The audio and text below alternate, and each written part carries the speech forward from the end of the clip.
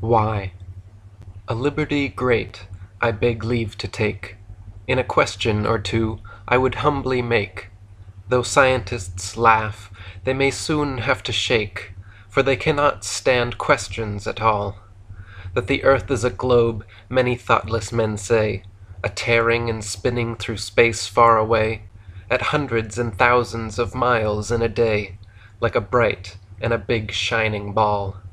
But why? Tell us why? We ask science makers most kindly to try to give us some proofs, not up in the sky, but practical proofs no one can deny.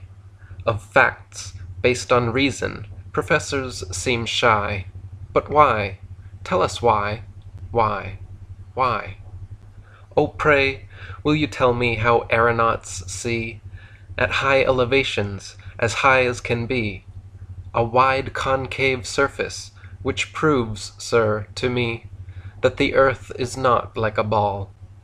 And tell us why scientists think it's assumption for anyone to have the audacity, bumption, with mere common sense or ordinary gumption, to question their science at all.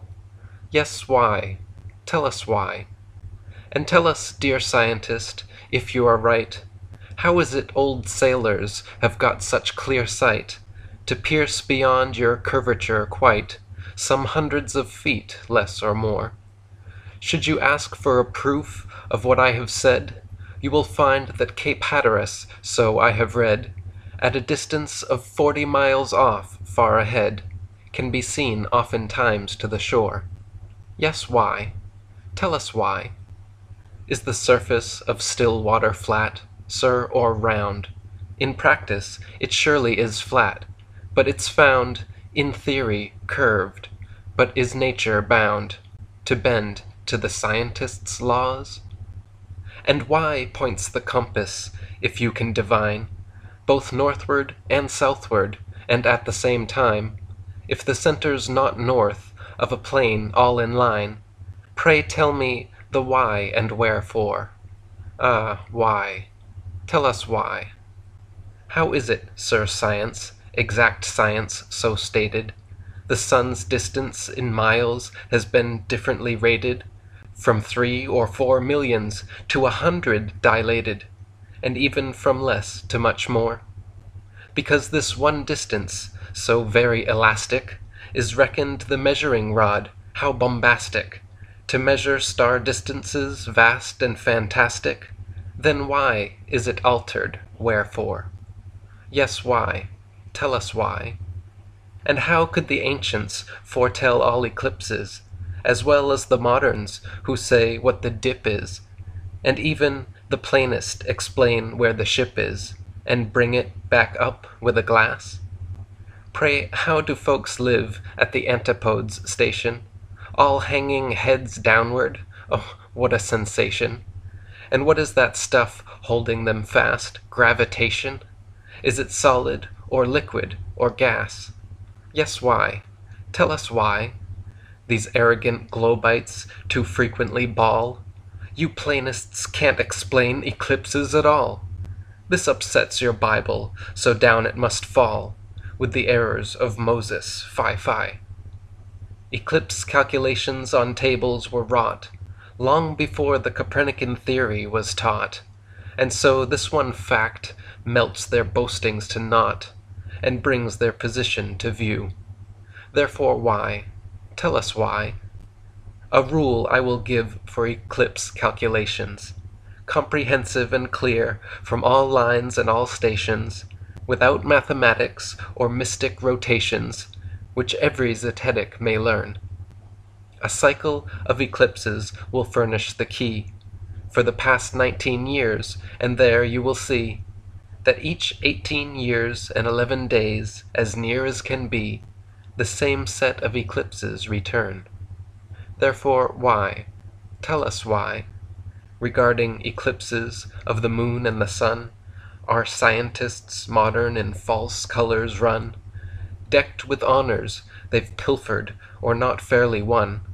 But let it forever be known, to antediluvians this honor should stand, through Adam received from the Creator's own hand, and Josephus tells us that, by God's command, Seth wrote these eclipses tables on stone. Therefore why? Tell us why.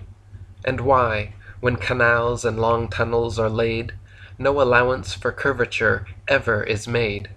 Are builders, surveyors, and others afraid of sliding right down the great ball?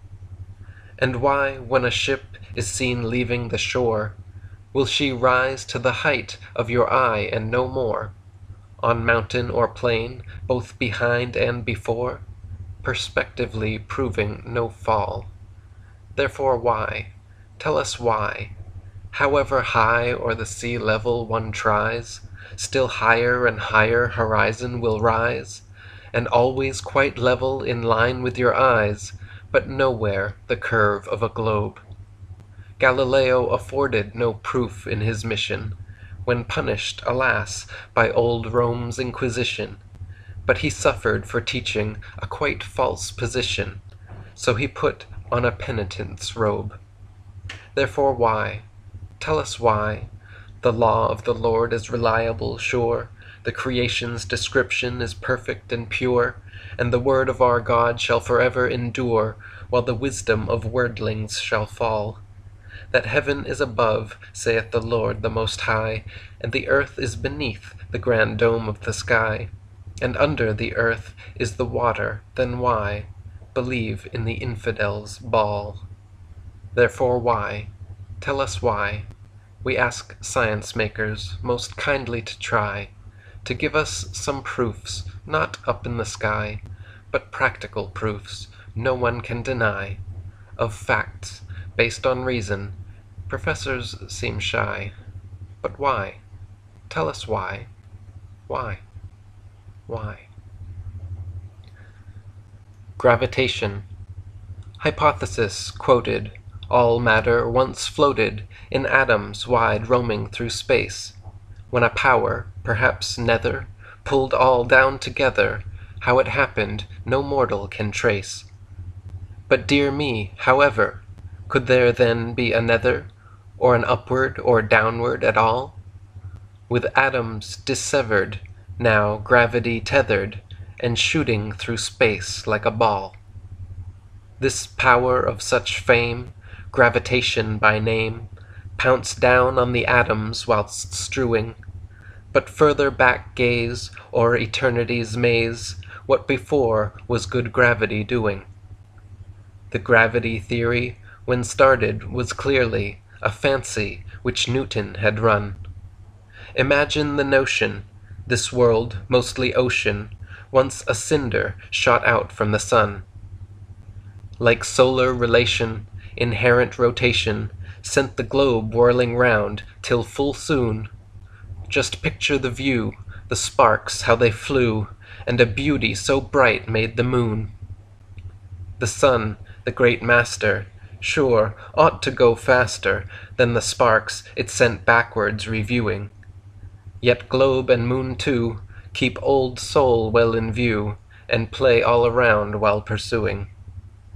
The globite avers it took millions of years for the earth to develop and cool, but he who will try to give God the lie is simply a satanic tool. For 1,000 miles flows the great Nile towards the sea, and falls but a foot, so plainly we see the rivers are level, as level can be, disproving a spherical ground. It chanced one day two notables, well versed in mystic lore, experience, and science, both rested on time's shore. The noble Earl, Lord Science, named, deigned courtesy to show, and thus addressed experience, all that you see, I know. The knight, Experience, replied, My lord, I'll own you've read, and studied hard from youth to age, from birth to hoary head. Yet while you're prematurely old, there's this twixt you and me, I now can boast in youth and health more than you know I see.